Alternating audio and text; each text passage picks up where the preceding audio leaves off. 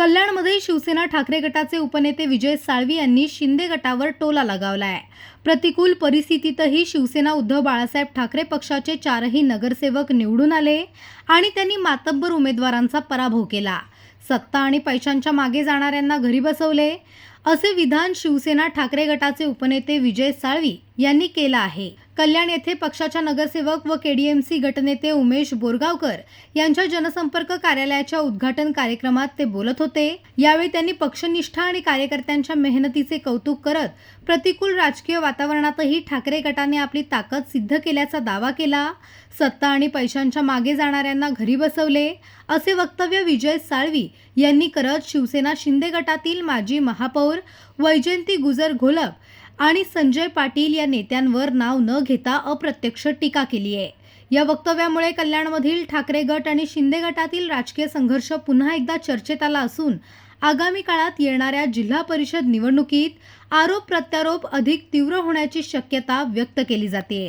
उद्घाटन जेव्हा होतं तर जनसंपर्क आपण नावच त्याला देतो, ते जास्तीत जास्त जनसंपर्क झाला पाहिजे। जास्तीत जास्त चपलांचे ढीग कार्यालयाच्या बाहेर नागरिकांचे दिसले पाहिजे। ही खरी या पॅनलची श्रीमंती असेल। खरं या पॅनलने कल्याणमध्ये इतिहास घडवला। आज प्रतिकूल परिस्थितीत शिवसेना उद्धव बाळासाहेब ठाकरे या पक्षाची प्रतिकूल परिस्थितीत हे 4ही नगरसेवक निवडून आले आणि मातब्बर उमेदवारांना पराभूत केले, ज्यांनी पक्षाची गद्दारी केली होती। म्हणून त्यांचे मी विशेष अभिनंदन करतो की गद्दारांना त्यांनी त्यांची जागा दाखवली। खरं म्हणजे पैसा आणि सत्तेच्या पाठीमागे जाणाऱ्यांना यांनी योग्य ठिकाणी बसवलं, म्हणून यांच्याबद्दल आम्हाला विशेष अभिमान तर आहेच, परंतु येत्या 5 वर्षात यांच्याकडनं भरपूर अपेक्षा आहेत। कारण फक्त 7च नगरसेवक आहेत आणि त्यांच्या एवढ्या मोठ्या समुद्राला तोंड द्यायचंय, तर यांनी ती किमया करून दाखवावी।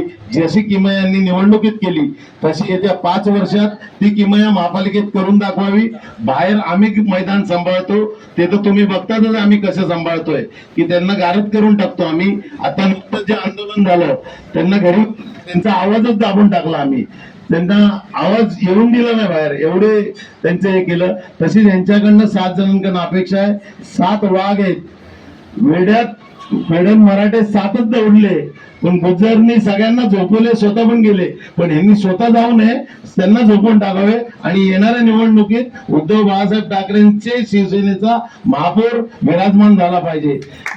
हे पैसा आणि सत्तेसाठी जे लाचारी ज्यांनी केली त्यांना त्यांची जागा येत्या 5 वर्षात दाखवण्याची हमी यांनी आम्हाला द्यावी।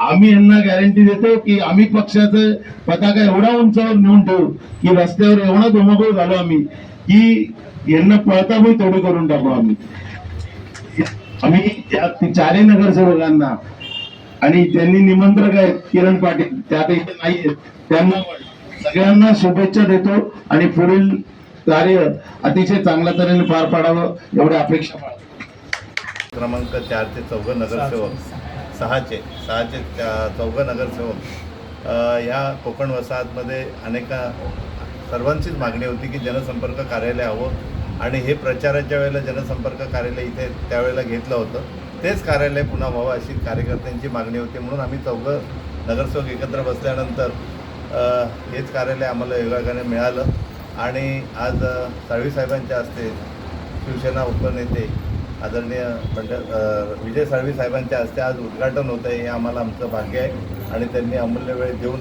आज आम्हाला जो आशीर्वाद दिला आहे त्याबद्दल पॅनल क्रमांक 6च्या वतीने, सर्वच्या वतीने आणि इथे उपस्थित सर्व ज्येष्ठ शिवसैनिक पदाधिकाऱ्यांचे मनापासून आभार व्यक्त करतो। ह्या कार्यालयातनं गोरगरिबांचे सर्व समस्या आणि प्रभागाच्या सर्वांगीण विकासासाठी आम्ही कटिबद्ध आहोत आणि ह्या कार्यालयाच्या माध्यमातून कामं होतील आणि आपल्या सर्वांचं सहकार्य अपेक्षित आहे। आणि साळवी साहेबांनी जसं सांगितलं की चपलांचा ढीग या कार्यालयाच्या बाहेर ही श्रीमंती असेल तर नक्कीच तो संदेश आम्ही घेऊ आणि येणाऱ्या काळामध्ये पक्ष जास्तीत जास्त मोठा होईल, वाढेल आणि तुम्ही सभागृहात आणि सभागृहाच्या बाहेर हे तुम्हाला जाणवतं आहे की या काही महिन्यापासून संघर्ष तो आणखी मोठ्या प्रमाणात होईल आणि सगळ्यांच्या न्याय हक्कासाठी या शहराच्या सर्वांगीण विकासासाठी आम्ही कटिबद्ध आहोत। धन्यवाद सर्वांचे, पुन्हा एकदा आभार। सर उद्या मधील मातेसंदर्भातलं तर काय पक्षाचं काय भूमिका असेल? पक्षश्रेष्ठींनी जो आदेश दिलेला आहे त्याप्रमाणे त्या ठिकाणी ती कारवाई होणारच आहे आणि ते नक्की होणार. जोपर्यंत आता तिथे पोहोचलं आहे प्रकरण तर नक्कीच प्रगती दिसेल.